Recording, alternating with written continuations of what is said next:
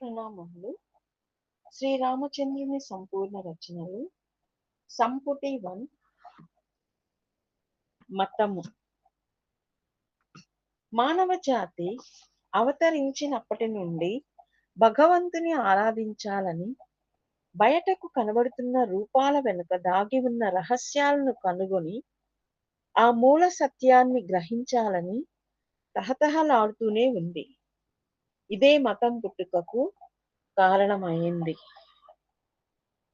తన అంతిమ లక్ష్యం స్వర్గంలోని శాశ్వతమైన బ్రహ్మానందమని, లేదా అటువంటిదే మరొక స్థితి అని భావించి ఆరాధకుడు తన దృష్టిని దానిని సిద్ధింప చేసుకోవడం పైననే నిలిపాడు. ఈ విధంగా మహనీయులైన సంస్థాపకుల స్వీయ అనుభవాల ఆధారంగా నియమబద్ధమైన రూపాలు, పూజాదిక అనుష్ఠాలతో మతాలు వెలిశాయి. ఆ తరువాత వేలాది సంవత్సరాలు గడిచిపోయాయి. పరిసరాలన్నీ మారిపోయాయి. జీవన విధానం సమూలంగా మార్పు చెందింది. అయినప్పటికీ ఇంకా ఆ పాత రూపాలకు, సిద్ధాంతాలకే అంటిపెట్టుకొని ఉండడం జరిగింది. వాటి మూల ఉద్దేశం మరుగున పడిపోయి బాహ్య రూపం మాత్రం అలాగే యథాతథంగా ఉండిపోయింది. తత్ఫలితంగా మతానికి కాలదోషం పట్టింది. నేటి మతం గతించిన కాలం యొక్క స్మృతి చిహ్నమన్నా, మృతావశేషమన్నా తప్పు లేదు. నిజమైన మతాన్ని ఎప్పుడో సమాధి చేశాము. మతం పేరిట గొప్పలు చెప్పుకుంటూ చప్పట్లు కొట్టడం తప్ప మనం ఏమీ చేయడం లేదు. మతంలోని జీవం నశించి ఆ స్థానంలో లాంఛనప్రాయమైన ఆచార వ్యవహారాలు మాత్రం మిగిలాయి. కేవలం బాహ్య రూపాలు, లాంఛనప్రాయమైన కర్మకాండలు మాత్రమే కనబడుతున్నాయి. సత్తత్వ స్పర్శ లేశమాత్రం కూడా లేకుండా వీటిని అతి ఛాందసంగా మూర్ఖపు పట్టుదలతో అనుసరిస్తూ వస్తున్నారు. ఆ విధంగా సత్తత్వం పట్ల మనకున్న శ్రద్ధ మటుమాయమయ్యే స్థితికి దిగజారిపోయింది. అది కేవలం రూపాలు, కర్మకాండలకే పెనవేసుకుపోయిందని చెప్పవచ్చు. కాలక్రమేణా అది మత దురభిమానంగాను, మత విద్వేషంగాను దిగజారి దురదృష్టవశాత్తు నేడది మతంలో ఒక స్థిరమైన లక్షణంగా తయారైంది. ఆచార వ్యవహారాల పట్ల మనకున్న గుడ్డి నమ్మకం మనం వాస్తవాన్ని దర్శించుకోలేని పరిస్థితిని తీసుకువచ్చింది. అంతేకాదు, మనకు తెలియకుండానే ఇతర రూపాలను, పూజా విధానాలను అనుసరించే వారి పట్ల మనలో విద్వేషాన్ని పెంచుకుంటున్నాము. దాని పర్యవసానంగా వివిధ మతాలను అనుసరించే వారి మధ్య ఈర్ష్యలు, కలహాలు ప్రజ్వరిల్లుతున్నాయి. భారతదేశం రాజకీయ స్వాతంత్రాన్ని సాధించింది, కానీ వ్యక్తిగత స్వాతంత్ర్యాన్ని, ఆత్మ స్వాతంత్ర్యాన్ని ఇంకా సాధించవలసి ఉంది. దీనికి ప్రధాన కారణం విశాల దృక్పథం, స్వతంత్ర ఆలోచన సామర్థ్యం లోపించడమే. వాతావరణం అంతా దురభిమానంతోనూ, విరోధ భావంతోనూ కలుషితమైపోగా దానినే పునాదిగా చేసుకుని సమాజం, సంస్కృతి యావత్తూ నిలబడి ఉంది. వర్గాల మధ్య ఈర్ష్యలే మన నాగరికత పతనానికి ప్రధాన కారణాలు. మన దేశంలో ప్రస్తుతం 3000కు తక్కువ కాకుండా వేర్వేరు కులాలు విస్తరించి వేటికవే ప్రత్యేకమైన విభాగాలుగా రూపొందాయి. ఈ కులాలన్నీ మొట్టమొదట వివిధ వృత్తులను చేపట్టిన పనివారుల సంఘాలే. ఇవి శ్రమ విభజన సమస్యను పరిష్కరించే ఉద్దేశంతో ఏర్పడ్డాయి. కానీ ఈనాడు ప్రతి సంఘము మిగతా సమాజం నుండి విడిపోయి ప్రత్యేకమైన స్వాతంత్ర విభాగంగా ఏర్పడి మిగతా వారి పట్ల అసూయ ద్వేషాలను వెదజల్లుతోంది. ఈ విధంగా సమాజం యావత్తు విచ్ఛిన్నమయ్యే స్థితికి పయనిస్తుంది. ఈ దుష్కర్మ అంతమొందే సమయం ఆసన్నమైంది. ప్రకృతి ఈ చెడుని అంతమొందించే పనిని చేసుకుపోతుంది. కాలఖడ్గం బారి నుండి ఎవ్వరూ తప్పించుకోలేరు. కుల దురాభిమానాన్ని రెచ్చగొట్టి సమర్థించే అతివాదులకు ఇది హెచ్చరిక కాగలదు. వారు సకాలంలో తమ ప్రవర్తనను మార్చుకొని సరిదిద్దుకొనలేకపోతే తీవ్ర పరిణామాలకు గురికాక తప్పదు. దైవ సంకల్పం కార్యరూపం దాల్చడం తథ్యం. దురభిమానం అత్యంత హానికరమైనది. నిజానికి ఇది ఆధ్యాత్మిక జీవితానికి ప్రాణాంతకమైన విషం లాంటిది. ఇది మనిషిని తన స్వార్థానికే బందీ అయ్యేలా చేసి విశాల దృక్పథానికి దూరం అయ్యేలా చేస్తుంది. ఇది సంకుచిత మనస్తత్వాన్ని సృష్టిస్తుంది. దీనిని అంటిపెట్టుకొని ఉన్న వారిలో ప్రగతికి, అభివృద్ధికి అన్ని అవకాశాలు మూసుకుపోయేలా చేస్తుంది. దురభిమానం వలన ఇతరుల పట్ల ద్వేషం కలుగుతుంది. ఇది తాను అధికుడనన్న తప్పుడు భావం ప్రచ్ఛన్నంగా కలిగి ఉండడం తప్ప వేరొకటి కాదు. ఈ దుర్గుణాన్ని పెంచి పోషిస్తే మీకున్న అహంకారపు గొలుసుకు మరొక కొక్కాన్ని కలిపిన వారవుతారు. దాని ఫలితంగా మీరు సత్యానికి మరింత దూరం అవుతారు. ఆ విధంగా అనంత సత్తత్వాన్ని సాక్షాత్కరింప చేసుకోవడం అసాధ్యమవుతుంది.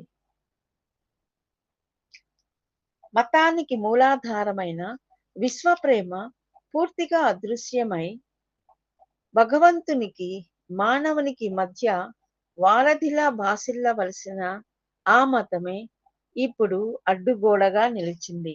మనం చేసే సాధనల అసలు ప్రాముఖ్యతను గురించి, అంతిమ గమ్యాన్ని గురించి స్పష్టమైన అవగాహన లేకుండా ఏ ప్రత్యేక రూపానికో లేదా సాధనకో కట్టుబడి ఉన్నట్లయితే బహుశా అది పెద్ద తప్పు చేసిన వారమవుతాం.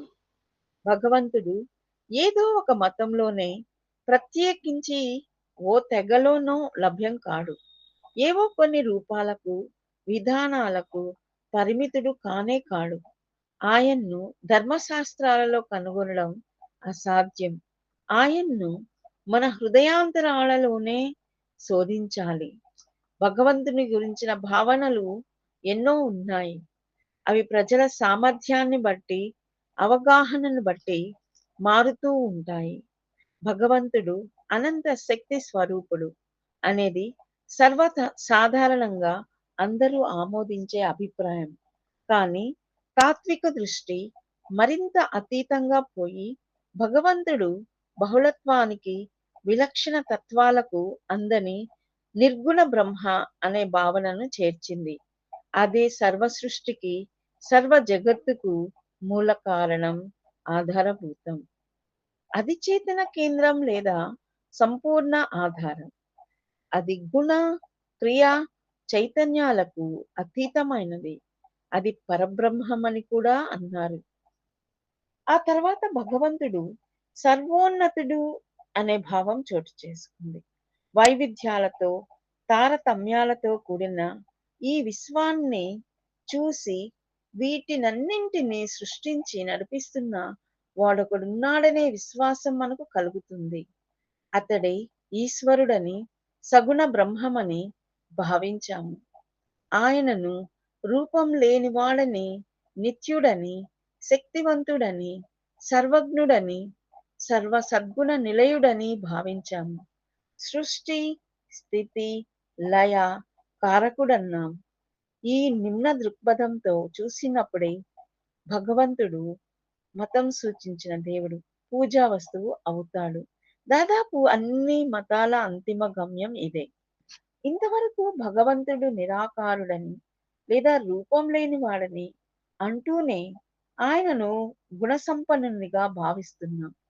సామాన్య జనులకు ఈ భావన గ్రహింప సఖ్యం కానిదైంది. కనుకనే వారు దేవునికి ఒక స్పష్టమైన రూపాన్ని ఇచ్చి సులభమైన మార్గాన్ని అన్వేషించారు. అందుకనే కొందరు ఆయనను ఎక్కడో ఉన్నతమైన స్థానంలో ఉండే స్వర్గలోక వాసిగా భావించి అక్కడి నుండి దయతో, న్యాయంతో మనల్ని పరిపాలిస్తున్నాడని తలచారు.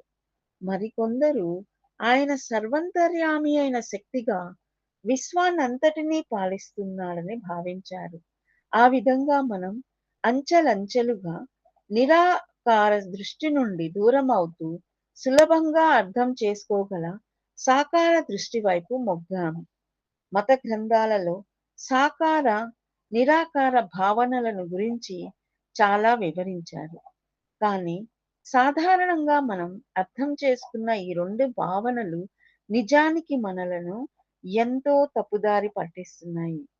వాస్తవానికి భగవంతుడు సాకారుడు కాదు, నిరాకారుడు కాదు. ఆయన ఈ రెండింటికి అతీతుడు.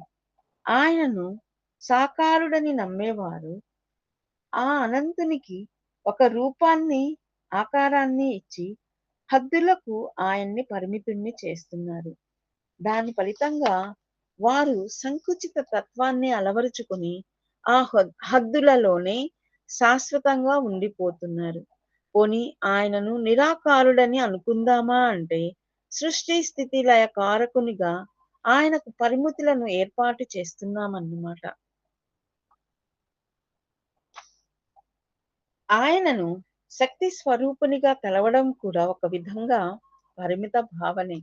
ఇంకా ముందుకు పోయి ఆయన అస్తిత్వ రహితుడు లేదా శూన్యుడు అనే భావనకు వచ్చినప్పటి నుండి మనం ఒక విధంగా ఇంకా సత్తత్వానికి దూరంగా ఉన్నట్లే. మరి ఎలా భావించాలి? అది వ్యక్తపరచలేని భావన. నిజానికి సాకార, నిరాకార భావనలు రెండింటికి దూరంగా ఉంటే చాలు. మనం సరైన దిశలో ఉన్నామని అనుకోవచ్చు.